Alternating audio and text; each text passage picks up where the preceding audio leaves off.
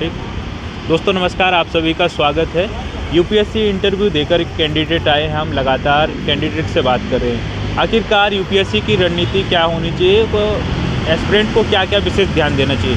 हाँ सर, बहुत बहुत स्वागत है आपका। कैसा रहा इंटरव्यू मेरा ठीक रहा, थोड़ा सा मॉक से मेरे हिसाब से डिफरेंट था। हाँ, बाकी काफ़ी लेकिन कॉर्डियल डिस्कशन था और more of like a discussion rather than question and answer. नाम और अटेम्प्ट कौन सा था सर? मैं नमित माथुर, मेरा ये सेकंड अटेम्प्ट था। सेकंड और फर्स्ट मेंस था। माध्यम क्या है? इंग्लिश माध्यम जी। तो ओवरऑल बात करें, किस प्रकार के सवाल आज पूछे गए इंटरव्यू? डेफ जो था मेरा, बिकॉज मैं पॉलिटिकल साइंस बैकग्राउंड से हूँ, तो उससे काफ़ी सवाल आए। खासकर जो नई टेक्नोलॉजीज़ हैं, ईवी है, इलेक्ट्रिक व्हीकल्स, और उससे क्वेश्चंस आए। रेलवे एक्सीडेंट्स था तो रेलवे के ऊपर क्वेश्चन आए। और सिचुएशनल बेस्ड क्वेश्चंस पे ही फोकस था।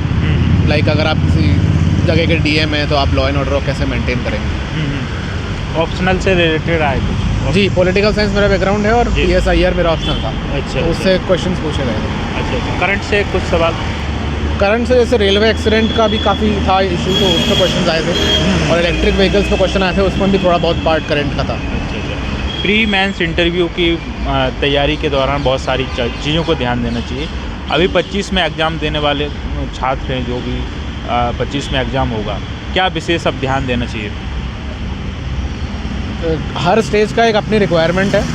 अभी जैसे जनवरी है, तो अभी अगर जिसका मेंस अच्छे से प्रिपेयर है तो वो प्रीलिम्स के हिसाब से आगे बढ़ सकता है। जैसे ज़्यादा से ज़्यादा मॉक टेस्ट दे, वो काफ़ी इंपॉर्टेंट होते हैं। अलग अलग कोचिंग सेंटर्स के अलग अलग जगह से दे, बट उससे ज़्यादा इंपॉर्टेंट है कि जो PYQs हैं पिछले साल के, उनका ध्यान दिया जाए कि यूपीएससी किस तरह से क्वेश्चन पूछता है, किस तरह से ऑप्शन बनाता है। कभी कभी सेम ऑप्शंस को यूज़ होकर नया क्वेश्चन बन जाता है। तो PYQs पर फोकस करके अगर प्रिपरेशन करेंगे प्रीलिम्स की, तो बहुत सही रहेगा।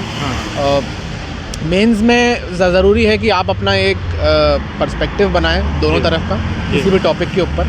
उसके लिए न्यूज़पेपर रीडिंग बहुत इम्पॉर्टेंट है, क्योंकि सिर्फ मैगजीन से आपका पर्सपेक्टिव नहीं बनता, वो एक फैक्चुअल नॉलेज उससे मिलती है। तो न्यूज़पेपर बिल्कुल पढ़ना चाहिए उस हिसाब से।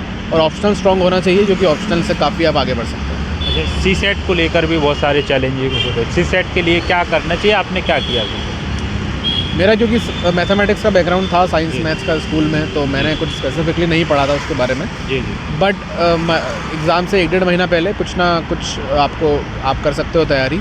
ज़्यादा ज़रूरी ये रहता है कि आप पिछले साल के क्वेश्चन सॉल्व करो, क्योंकि CSET में नॉलेज का खेल ना होकर टाइम का खेल बहुत होता है। क्योंकि मैथमेटिक्स से क्वेश्चन कॉम्प्रहेंशन, रीजनिंग उस टाइम में सॉल्व नहीं होती है। तो जितने आप क्वेश्चन करेंगे उतना आपको कॉन्फिडेंस आएगा और उससे आपके मार्क्स CSET में बढ़ सकते हैं। नोट्स को कैसे बनाया आपने? जैसे कि शॉर्ट नोट्स जो आते हैं, जो मेंस के समय दोहरा सकें, कैसे नोट्स बनाए थे? क्या टिप्स थी आपकी बनाने की? टिप्स तो कुछ ऐसा स्पेसिफिक नहीं था, बट हाँ, जो टॉपिक जो कहीं किसी बुक में आसानी से नहीं अवेलेबल हो, उसके ज़रूर नोट्स बनाने चाहिए। जैसे पॉलिटी में कुछ टॉपिक हैं जो मिल जाते हैं लक्ष्मीकांत या किसी और बुक में, तो उनके ना बना के जो कुछ टॉपिक हैं, जैसे रिप्रेजेंटेशन ऑफ पीपल एक्ट एक टॉपिक आता है, उनके ज़रूर नोट्स बनाने चाहिए। और करंट अफेयर्स से साथ उसको जोड़ते रहें। नोट्स बनाने का सबसे अच्छा फ़ायदा ये है कि प्रीलिम्स और मेंस के बीच में आपको टॉपिक कवर करने में जल्दी होगी, क्योंकि वो 3 महीने उस टाइम बहुत कम लगते हैं। तो अगर नोट्स आके आपके प्रिपेयर होंगे तो आप उस टाइम पे आपके सिलेबस जल्दी कवर हो जाएगा और रिवाइज आप ज़्यादा बार कर पाएंगे, जो ज़्यादा ज़रूरी है। अच्छा, करंट अफेयर्स को कैसे कवर किया, क्या रिसोर्सेज यूज़ किया आपने? न्यूज़पेपर सबसे इंपॉर्टेंट रिसोर्स है। आप कोई सा भी पढ़ें, हिंदू पढ़ें या एक्सप्रेस पढ़ें। उसके साथ साथ आप मैगज़ीन भी कर सकते हैं, मंथली मैगजीन्स। और आखिरी में जो पूरा साल का कंपाइलेशन आता है, PT 365 आती है, अब बाकी बहुत सारे कोचिंग्स की आती है, आखिरी में ज़रूर वो करें। लेकिन न्यूज़पेपर पढ़ना ना छोड़ें, क्योंकि उससे एक समझ बनती है टॉपिक्स को लेके, बैकग्राउंड समझ बनती है, जो बहुत ज़रूरी होती है। अच्छा सर, जैसे कि बात करें हम आज के इंटरव्यू में और मॉक इंटरव्यू में, कितना अंतर देखने को मिलता है? मुझे थोड़ा अंतर लगा देखने में, क्योंकि मॉक इंटरव्यू में थोड़ा टेक्निकल सवाल ज़्यादा थे। ये वाला इंटरव्यू थोड़ा एक डिस्कशन टाइप ज़्यादा होता है कि आप 4-5-6 लोग बैठे हुए हैं और वो आपसे बात कर रहे हैं एक जनरल किसी टॉपिक पर। उस सेंस में मुझे थोड़ा डिफरेंट लगा। अच्छा सर, फोर्थ पेपर एथिक्स की बात करें, क्या रणनीति थी, किस प्रकार से आपने उसको कवर किया?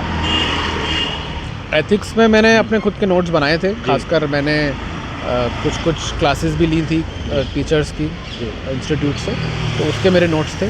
साथ साथ एग्जांपल्स बहुत ज़रूरी होते हैं, तो मैंने हर टॉपिक का, हर वैल्यू जो एथिक्स में होती है, उनके एग्जांपल्स मेरे ध्यान में रहे थे। उससे आपको थ्योरी लिखना आसान हो जाता है। अच्छा, और निबंध के लिए सब निबंध के लिए ज़रूरी वही बात है कि आपका एक पर्सपेक्टिव होना चाहिए टॉपिक पे, जी। और उसको 4-5 तरीके से आपको सोचना आना चाहिए। जैसे पेस्टल अप्रोच कहा जाता है कि पॉलिटिकल, इकोनॉमिक, सोशल, टेक्नोलॉजिकल, इन पर आपको हर जैसे वन नेशन वन इलेक्शन है तो उस पर आपके हर पर्सपेक्टिव आपको ध्यान होना चाहिए, पॉलिटिक्स से लेकर सोशल तक के। तो आप अगर मल्टी डायमेंशनल जितना सोचेंगे, अलग अलग पॉइंट ऑफ व्यू सोचेंगे तो ज़्यादा SM में बेटर रहेगा। अच्छा अच्छा, सभी के लिए क्या मैसेज रहेगा, एस्पिरेंट के लिए क्या कहना चाहिए? मेरे को सबसे अच्छा बात, सबसे जो हेल्प करा है वो ये है कि पिछले साल के पेपर्स जो होते हैं वो एक खजाना है, क्योंकि उससे आपको पता पड़ता है UPSC एक्चुअली पूछता क्या है। क्योंकि बहुत टाइम हम देखते हैं कि कोचिंग सेंटर्स में कुछ क्वेश्चंस होते हैं जो शायद इतने नहीं एग्ज़ाम के पैटर्न से पास होते हैं। तो PYQs को अगर ध्यान में रखते हुए प्रिपरेशन करेंगे तो आसान होगा, वही पढ़ेंगे जो ज़्यादा इंपॉर्टेंट है और अपनी एनर्जी सही जगह पर यूज़ करेंगे। Wish you all the best. Thank you.